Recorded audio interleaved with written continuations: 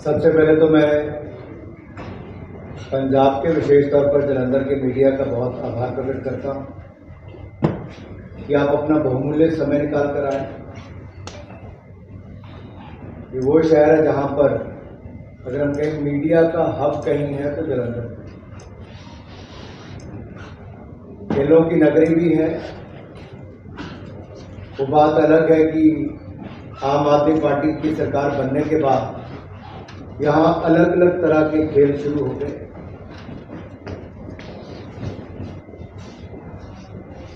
और वो खेल चाहे नशे के व्यापार का हो, खेल फिरौती का हो, खेल यहाँ पर गैंग वॉर का हो, माफिया का हो, भ्रष्टाचार का हो। आम आदमी पार्टी ने नशा मुक्त पंजाब करने की बात कही थी, नशा युक्त करने का काम किया है।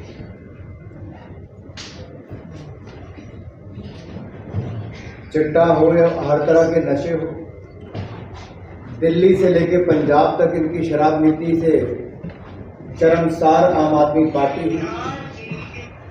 आजादी के बाद शायद ये पहला राजनीतिक दल ऐसा होगा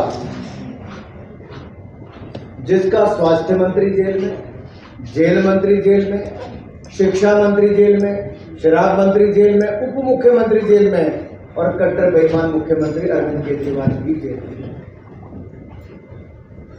पंजाब में सरकार बनने के 2 महीनों के अंदर स्वास्थ्य मंत्री का इस्तीफा हो जाता है भ्रष्टाचार के आरोप करके, मुख्यमंत्री जेल में है दिल्ली का, लेकिन फेविकोल का जोड़ है, कुर्सी से छूटता नहीं,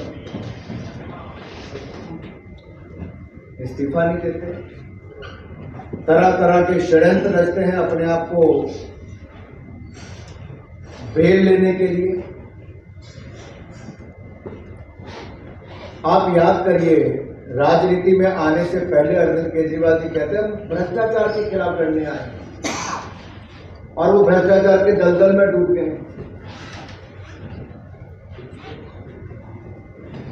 वो कहते थे इस कुर्सी में कुछ खोट है, हर कोई बेईमान हो जाता है, और कोई हुआ हो ना हो, अरविंद केजरीवाल जी की पार्टी जरूर होती। यही नहीं,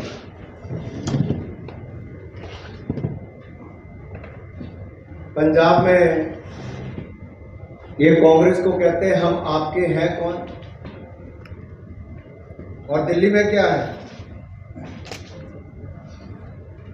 पंजाब में भगवंत मान जी आम आदमी पार्टी कांग्रेस को कहते हैं हम आपके हैं कौन, और दिल्ली में हम साथ साथ हैं।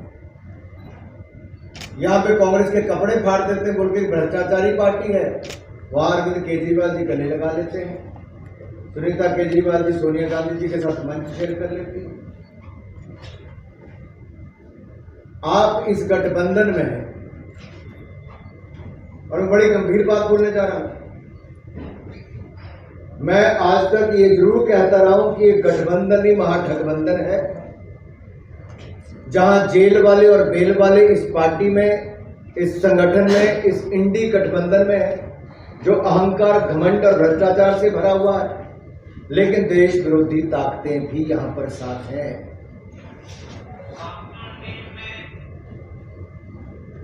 जो चुनाव के लिए एसडीपीआई, पीएफआई जैसे संगठनों का समर्थन ले ले और वायनाड का चुनाव लड़ने के लिए इतनी मजबूरी हो जाए, देश के टुकड़े टुकड़े करने की सोच रखने वालों को अपनी पार्टी में शामिल करा दे और दिल्ली से टुकड़े करने वालों को टिकट दे दे। पंजाब के चुनाव आए तो पंजाब विरोधी सोच रखने वालों को, भारत विरोधी सोच रखने वालों के साथ हाथ मिला ले, उनके साथ बंद कमरे में गुफ्तगू हो। हर वो ताकतें जो देश के खिलाफ हैं, उनके साथ इनके गठबंधन दिखते हैं। और अब जब दुनिया भर पे युद्ध का संकट है, इजराइल फलस्तीन, Israel Hamas, Israel Iran, Ukraine Russia का युद्ध चल रहा है, दुनिया के अलग अलग देशों में तनाव है, तब ये कहते हैं राहुल गांधी जी कि परमाणु हथियारों को समाप्त कर दिया जाए। अरे देश को मजबूत नेतृत्व और मजबूत सेना चाहिए। नरेंद्र मोदी जी के नेतृत्व में 6800 किलोमीटर 6800 किलोमीटर बॉर्डर पे सड़कें बनी है, सीमाएं सरहद और सुरक्षित हुई है, सेना सशक्त हुई है और आत्मनिर्भर भारत के बल पर हमारी सेना को रक्षा उत्पादन भी भारत का मिला है। 1 लाख करोड़ से ज्यादा के डिफेंस इक्विपमेंट भारत में बने। आज तेजस एयरक्राफ्ट हो, राफेल विमान हो, ब्रह्मोस मिसाइल से लेके अन्य लेटेस्ट मिसाइलों आज भारत खुद बना है। दूसरा, मैं देख रहा हूं बड़े कैमरों की बजाय सबके हाथ में मोबाइल फोन। यहां से 6 साल पहले चाइना से आते थे, वियतनाम से आते थे। इंडिया सेकंड लार्जेस्ट इंपोर्टर था, आज सेकंड लार्जेस्ट मैन्युफैक्चरर बन गया। आत्मनिर्भर बने। 4 लाख करोड़ की मैन्युफैक्चरिंग पिछले साल केवल मोबाइल फोन की हुई है। और एप्पल जैसी आईफोन वाली कंपनी ने आके 1.5 लाख लोगों को नौकरी दी, 1,20,000 करोड़ का उत्पादन एक्सपोर्ट किया। ये तो एक सैंपल है। टॉयज, खिलौने दुनिया से आते थे, आज 85-87% हिंदुस्तान में बनते हैं। मोबाइल फोन 99% हिंदुस्तान में बनते हैं। मरीन एक्सपोर्ट 5 बिलियन से 9 बिलियन हो गया। ये सारी बातें मैं इसलिए बता रहा हूं कि मोदी सरकार में एक और देश की सीमाएं सुरक्षित हुई, सेना मजबूत हुई, व्यापार और बढ़ा। हम दुनिया की 10वीं बड़ी अर्थव्यवस्था थे, आज दुनिया की 5वीं बड़ी अर्थव्यवस्था बने। लेकिन देश में विकास भी हुआ तो विरासत को भी बल मिला। और मैं पंजाब में एक बात बड़ी गंभीरता से कहना चाहता हूं, नेहरू जी की गलती के कारण करतारपुर कॉरिडोर और हमारा गुरुद्वारा, ऐतिहासिक गुरुद्वारा क्यों नहीं मिल पाया? क्यों दूरबीन लगा के दर्शन करने पड़ते थे? नरेंद्र मोदी जी ने करतारपुर कॉरिडोर बनवाया, हेमकुंड साहब में रोपवे बनवाया।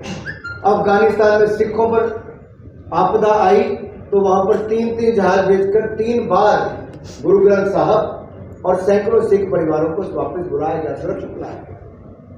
यही नहीं, 550वां प्रकाशोत्सव गुरु नानक देव जी का, 400 गुरु तेग बहादुर जी का पूरे धूमधाम में देश के हर राजभवन से लेकर अलग अलग स्थानों पर मनाया गया। वीर बाल दिवस, साहबजादों की शहादत पर नरेंद्र मोदी की सरकार ने किया। 84 के दंगों में SIT की जांच बिठाना, सिख परिवारों को न्याय दिलाना मोदी सरकार ने किया। मेरा अनुरोध अपने किसान भाइयों से भी है, जरा आंकड़े उठाकर देखिए। कांग्रेस ने 10 साल 2004 से 14 तक 5.5 लाख करोड़ रुपए की MSP में खरीद की। नरेंद्र मोदी की सरकार ने 18,40,000 करोड़ रुपए की खरीद की। 18,40,000 करोड़, 3 गुना से ज्यादा। और मैं गेहूं का कहूं तो गेहूं 2,80,000 करोड़ का खरीदा कांग्रेस ने, हमने 12,84,000 करोड़। किसान सम्मान निधि कांग्रेस के समय जीरो। नरेंद्र मोदी की सरकार के समय 3 लाख करोड़ रुपए की दी गई, हर साल 6,000 रुपए। इनके समय खाद की दिक्कत आती थी, किल्लत थी, मिलती नहीं थी, लाठियां पड़ती थी। 10 साल में एक दिन बताइए कभी खाद की कमी हो गई? पिछले 5 सालों में अगर खाद के दाम ऊपर नीचे दुनिया में हुए, हमने बढ़ने नहीं दिए। 3-3 लाख करोड़ रुपए की सब्सिडी हर साल दी। फसल बीमा योजना में 1.5 लाख करोड़ की सब्सिडी हमने दी है, 1,54,000 करोड़ की। कांग्रेस के समय कुछ नहीं मिला जी। बैंकों से पैसा 2013-14 में 7,30,000 करोड़ रुपया मिला किसानों को, हमारे समय 20 लाख करोड़ रुपया पिछले साल मिला, 3 गुना ज्यादा। सिंचाई योजनाओं को हमने बल दिया, अन्य सुविधाएं हमने बनाई। कांग्रेस के समय कृषि का बजट, खेती बाड़ी का बजट था 27,662 करोड़ रुपया 2013-14 में, आज 1,25,000 करोड़। मैं खुले मन से चुनौती देता हूं कांग्रेस को और किसी भी राजनीतिक दल को। इन आंकड़ों को देख लीजिए। मोदी सरकार का किसानों के प्रति खरीद भी दुगनी की, दाम भी दुगना किया। कांग्रेस ने तो MSP का कानून क्यों नहीं बनाया? इन्होंने तो स्वामीनाथन कमेटी की रिपोर्ट लागू नहीं की। 60 साल जिस पार्टी ने राज किया हो, कहां थी वो? हमने MSP के दाम भी बढ़ाए। 2014 से लेके आज गेहूं और धान के दाम देख लीजिए, दलहन तिलहन की खरीद देख लीजिए। लेकिन क्या है, कुछ लोगों को राजनीति करने के लिए भ्रम फैलाते हैं, लेकिन आंकड़े सच बोलते हैं।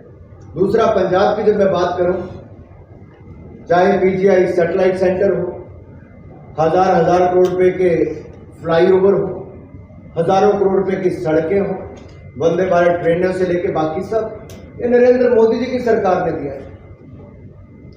एक तुलना मैं आपको छोटी सी करके बताता हूं, आपको पता चल जाएगा अंतर क्या है।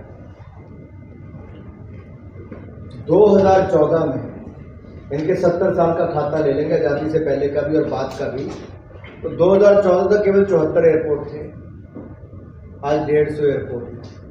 96,000 किलोमीटर नेशनल हाईवे थे, आज 1.5 लाख किलोमीटर नेशनल हाईवे है।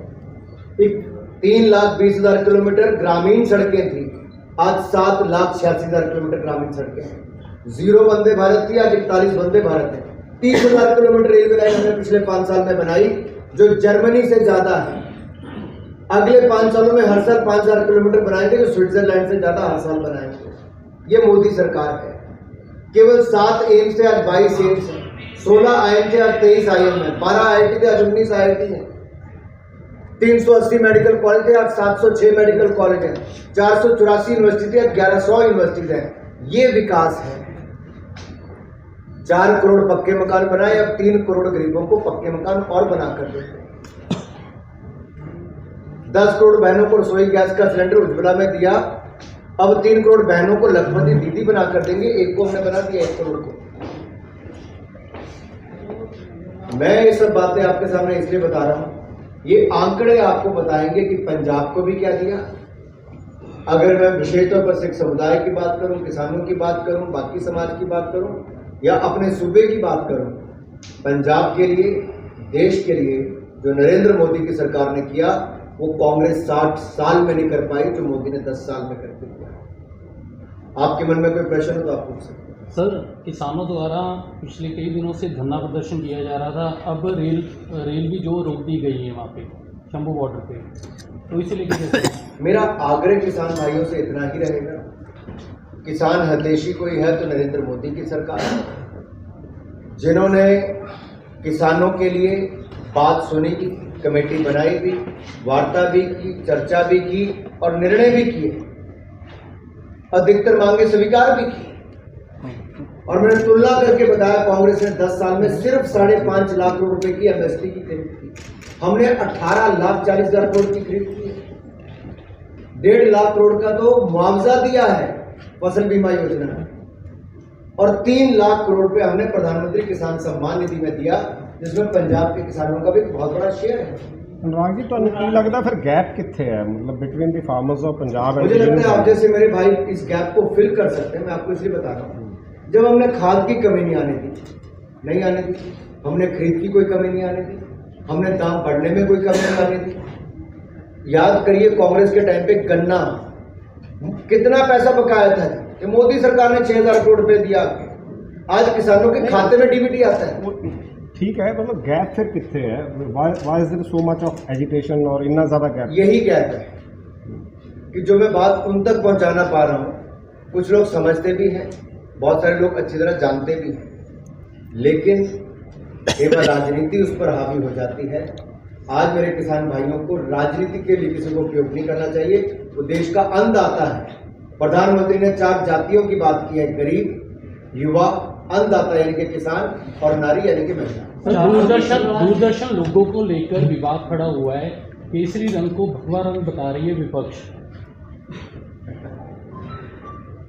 केसरी से न जाने इनको नफरत क्या है, और ममता जी का केसरी प्रेम तो सब जानते हैं, राहुल जी वगैरह का भी केसरी प्रेम सबने जाना, लेकिन कोई इतिहास में थोड़ा डुबकी लगा के देखे, थोड़ा गहराई में जाए। जब इंदिरा जी आईएनबी मंत्री थी, जो आज मैं हूं, तो उस समय लोगों किसने चुना था? इंदिरा जी ने दूरदर्शन का लोगो चुना, जो आई वाला डिजाइन है एनआईडी का, मिस्टर भट्टाचार्य करके शायद उस समय थे। और जब ये दूरदर्शन कलर टीवी हो गया, इनके कलर में आरक्षण हो गया, तब इसका कलर क्या है? 400 ਪਾਰ ਦਾ ਜਿਹੜਾ ਨਾਰਾ ਦਿੱਤਾ ਜਾ ਰਿਹਾ ਜਿਸ ਵਿੱਚ ਕਿਹਾ ਜਾ ਰਿਹਾ ਹੈ ਜਿਹੜੇ ਪਹਿਲੇ ਪੜਾਅ ਦੀ ਚੋਣ ਹੋਈ ਹੈ ਉਹਦੇ ਵਿੱਚ ਪ੍ਰਤੀਸ਼ਤਤਾ ਵੋਟ ਦੀ ਘਟੀ ਹੈ। ਤੁਹਾਨੂੰ ਕੀ ਲੱਗਦਾ ਹੈ ਪ੍ਰਭਾਵ ਕਿਹੜੀ ਪਾਰਟੀ ਦੇ ਉੱਪਰ ਜਾਣਾ? ਤੁਸੀਂ 400 ਪਾਰ ਦਾ ਜਿਹੜਾ ਨਾਰਾ ਦੇ ਰਹੇ ਹੋ ਤੁਹਾਡੇ ਵਿੱਚ ਕਮੀ ਆਊਗੀ ਜਾਂ ਫਿਰ ਹੋਰਨਾਂ ਪਾਰਟੀਆਂ ਨੂੰ ਕਮੀ ਆਊਗੀ? ये पूरी तरह से प्रयास करें। पहला चरण जो है, पहला चरण वोटिंग का पूरी तरह से भारतीय जनता पार्टी के पक्ष में गया। मैं मुरादाबाद, अमरोहा वगैरह सारी जगह पे मैंने कार्यक्रम किए, मैं मीटिंगें भी लेकर आया हूँ, मेरी बात भी वहाँ पे हुई, बहुत शानदार वहाँ पे भारतीय जनता पार्टी को समर्थन मिला। कुछ लोग गुमराह जरूर करेंगे जैसे पिछले चुनावों में करते थे। आज कांग्रेस 40 पार करने के लिए लड़ाई लड़ रही है, संघर्ष कर रही है। भारतीय जनता पार्टी 400 सीटों का इतिहास रचने जा रही है।